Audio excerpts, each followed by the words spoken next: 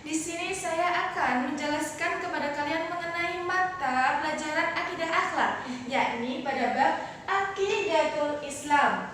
Nah, apa saja yang akan dibahas pada bab ini? Yang pertama, yakni kita harus mengetahui pengertian dari akidah Islam. Dan yang kedua, dasar dan landasan akidah Islam. Yang ketiga, ruang lingkup akidah Islam. Dan yang keempat, tujuan dari akidah Islam. Dan yang terakhir, yakni hubungan antara iman, Islam, dan juga ihsan. Langsung saja kita masuk kepada materi pengertian dari akidah Islam. Apa sih makna dari akidah itu? Akidah berasal dari kata akidah yaqidu aqidatan, yang bermakna simpul, ikatan, perjanjian, dan juga kokoh. Sedangkan secara istilah, akidah ini memiliki makna iman yang pasti dan juga kokoh, yang tidak ada keraguan sama sekali bagi orang yang mempercayainya. Sedangkan secara keseluruhan, akidah Islam ini memiliki makna pokok-pokok keyakinan yang harus diyakini oleh orang yang mempercayainya, yaitu siapa? Orang muslim yang berdasarkan pada dalil nakli dan juga dalil akli. Nah, itulah beberapa pengertian dari akidah Islam. Baik, kita akan langsung saja kepada dasar dan juga landasan dari akidah Islam. Allah berfirman dalam Quran surat Al-Ikhlas ayat 1-5. A'udzu billahi minasyaitonir rajim. Bismillahirrahmanirrahim. Qul huwallahu ahad. Allahus samad. Lam yalid wa lam yulad wa lam yakul lahu kufuwan ahad. Artinya, katakanlah, dialah Allah yang Maha Esa. Allah adalah Tuhan tempat bergantung kepadanya segala sesuatu. Dia tidak beranak dan juga tidak diperanakkan, dan tidak ada seorang pun yang dapat menyamainya. Dalam hadis pun, riwayat dari Imam Muslim dari Umar bin Khattab juga dijelaskan mengenai aqidatul Islam.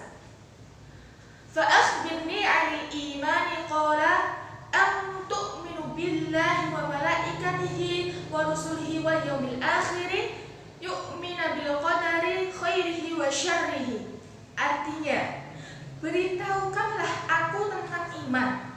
Lalu Rasulullah pun bersabda, engkau beriman kepada Allah, malaikat-malaikatnya, kitab-kitabnya, rasul-rasulnya, dan juga hari akhir, dan engkau beriman kepada takdir yang baik maupun yang buruk.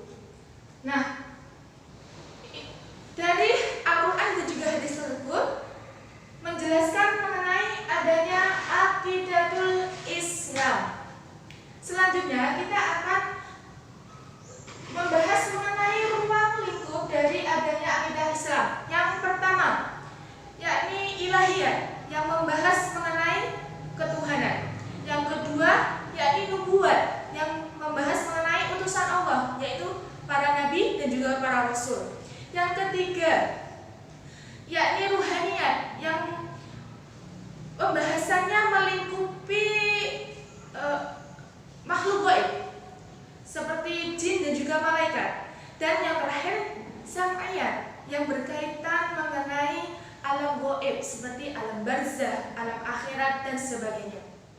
Oke, selanjutnya yaitu mengenai tujuan dari akidah Islam. Kita harus perlu mempelajari, meyakini, dan juga menghayati dari akidah Islam. Tujuannya apa? Yang pertama, mempelajari akidah Islam ini dapat meluruskan niat kita dan dapat menyelamatkan kita dari keyakinan yang tidak benar. Yang kedua, kita bersungguh-sungguh beribadah hanya kepada Allah dengan hati yang khusyuk sekali. Dan yang ketiga, yakni menghilangkan kegelisahan dalam jiwa. Dan yang keempat, mendapatkan kebahagiaan dalam dunia dan juga akhirat. Yang kelima, membebaskan kita dari akal dan juga pikiran yang sesat. Dan yang keenam, kita mendapatkan ketenangan jiwa dan juga pikiran.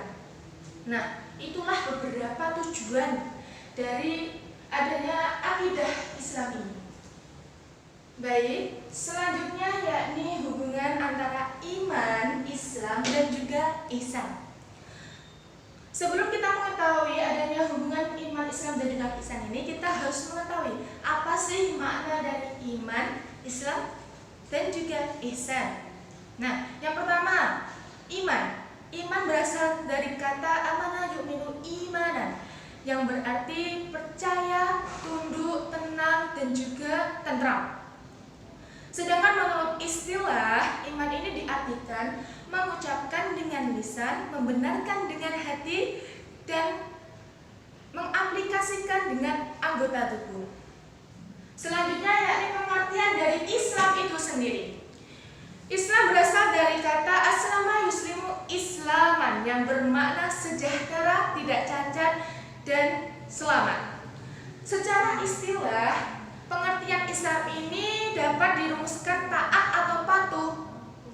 Islam merupakan agama yang ajaran-ajarannya itu diwahyukan Allah dan diturunkan kepada Nabi Muhammad SAW yang memiliki 5 rukun Islam, yakni syahadat, sholat, zakat, puasa, dan juga haji. Selanjutnya, setelah kita mengetahui makna dari iman dan Islam, yang terakhir yakni pengertian dari ihsan.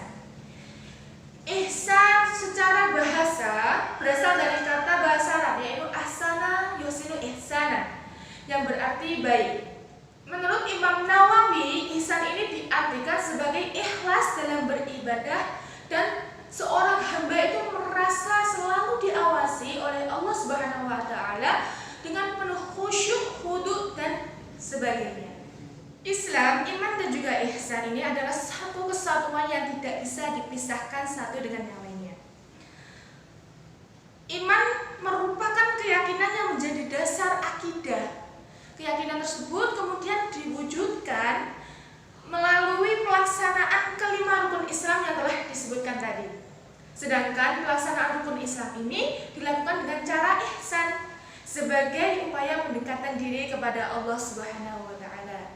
Nah, untuk mempelajari ketiga pokok ajaran agama tersebut, para ulama mengelompokkan lewat 3 cabang ilmu pengetahuan.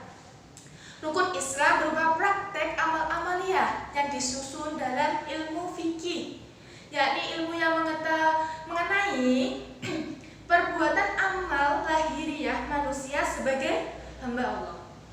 Iman dipelajari melalui ilmu tauhid yang menjelaskan tentang pokok-pokok keyakinan. Sedangkan untuk mempelajari ihsan sebagai tata cara beribadah kepada Allah, masuk ke dalam bagian dari ilmu tasawuf. Iman, Islam, dan juga ihsan ini diibaratkan memilih hubungan di antara ketiganya, yakni seperti segitiga sama sisi yang sisi satu dengan sisi lainnya ini berkaitan yang sangat erat.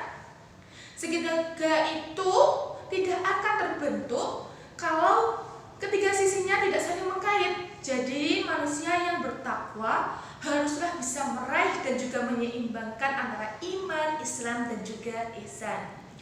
Islam, seseorang akan menjadi lebih baik jika imannya juga baik.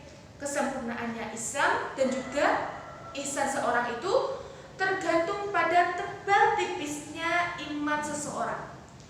Iman di sini memiliki peran yang penting, yakni daya dorong dan juga daya tarik yang sangat luar biasa. Nah, itulah beberapa penjelasan mengenai aqidatul Islam. Semoga apa yang saya sampaikan di sini bermanfaat bagi kalian. Mohon maaf apabila ada salah kata dalam penyampaiannya. Wassalamualaikum warahmatullahi wabarakatuh.